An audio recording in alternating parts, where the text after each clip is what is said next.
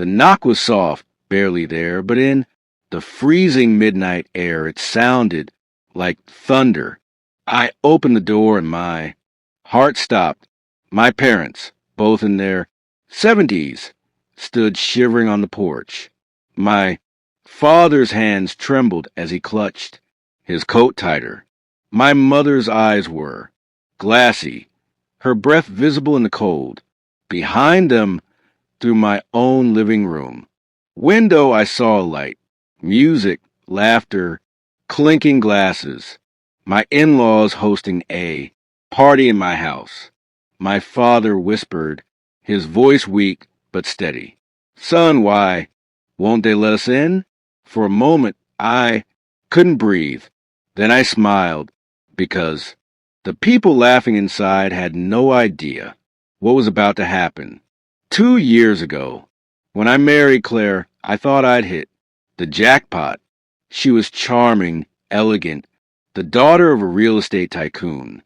Her parents welcomed me with champagne, smiles, and promises of family unity. I believed them. When my parents sold their small home to move closer just to be near me, I was proud. I bought a new house, big enough for everyone. My parents would live in the guest cottage. My in-laws, being between properties, would stay a few months in the main house. Claire said it would be temporary. 6 months later, they were still there, redecorating, hosting dinners, ordering, staff I didn't hire. And slowly my house, the one I paid for, started to look like theirs. I tried to talk to Claire. She said, relax, it's all family. But when my mother called one afternoon, whispering, your father and I aren't welcome in the main house anymore, I felt something shift inside me. It began with small humiliations. My mother's baking trays replaced with modern dishes from Claire's mother. My father's tools thrown out because they cluttered the garage. Then one night, I came home early and heard laughter from the dining room. Claire's father was boasting to his guests. Oh, this house, ours essentially. The boy just pays the bills. They all laughed, including Claire. I stood there, hidden behind the kitchen door, frozen. That was the moment I knew this wasn't family. This was occupation. I didn't confront anyone, not that night. Rage doesn't win. Wars. Strategy does. So I smiled, ate their dinners, sat through their stories, pretended not to notice the subtle takeover. But behind the calm facade, I was moving pieces. First, I reviewed every document tied to the house. Mortgage, deed, utilities. Everything was still under my name. Every inch, every brick, every lock. Then I began transferring assets. Quietly. Stocks, savings, everything. Tied to Claire's joint access. I started working late, but not for the reasons she thought. I built an investment firm. From scratch, one that no one knew existed while they drank in my dining room. I was building an empire in silence.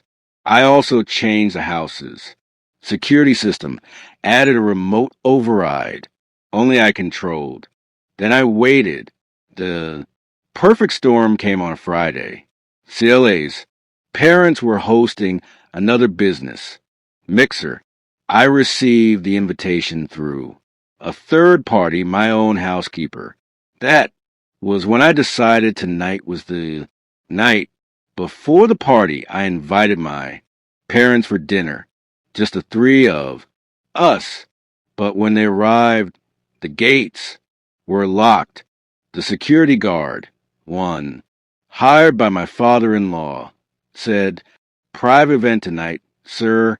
No, Outsiders. Outsiders. He called my parents outsiders. That's when I set everything in motion. From my car, I opened the security system app.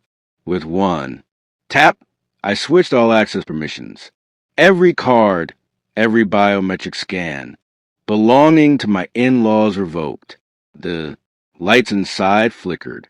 Music paused. Confusion spread. I parked, stepped out, and walked up the driveway. Guests were now trickling outside, phones flashing. My in-laws' confused faces met me at the front door. What's going on? Claire's. Mother snapped. I looked at her calmly. You're trespassing. Her husband laughed, thinking it was a joke, until the front door automatically locked behind them. I walked past them straight into my living room, my house, my space. The guest stared as I took the microphone from the DJ booth and spoke, my voice cold, deliberate. Ladies and gentlemen, I said, I apologize for the interruption, but this event is over. As of tonight, this property no longer welcomes uninvited guests. I nodded to the security cameras, every feed now, displayed on the living room screen. Security footage has recorded months of unauthorized occupation, theft, and harassment toward my parents. Copies have already been submitted to my lawyer. You'll receive formal notices by morning. Claire turned pale. Her father stepped forward shouting, You can't do this. I simply smiled. I already did. Outside, my parents stood by the gate, shivering.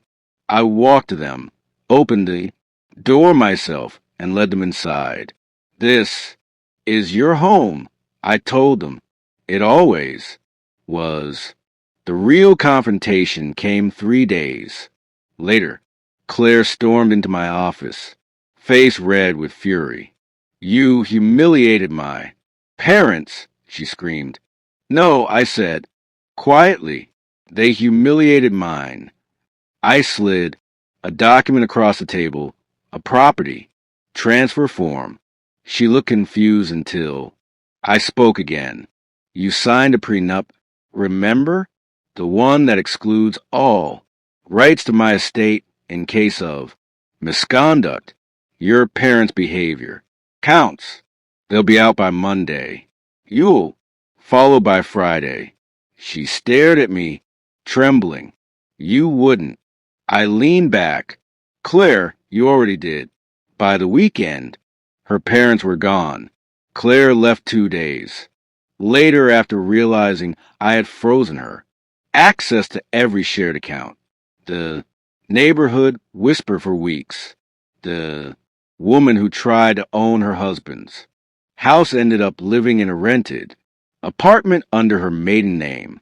That night, I sat with my parents by the fireplace. My mother poured tea, hands still shaky. My father looked at me with quiet pride. You didn't yell, he said, softly. You just fixed it. I smiled. I learned from you, Dad. You always said, don't fight fools in their language. Just take away their microphone. Outside, the wind held across the empty driveway. Inside, the house was silent. Ours again. I looked toward the darkened windows where their laughter once echoed. Then I whispered more to myself than anyone else. They locked my parents out of my own home. So I locked them out of their own lives. And for the first time in months, I finally slept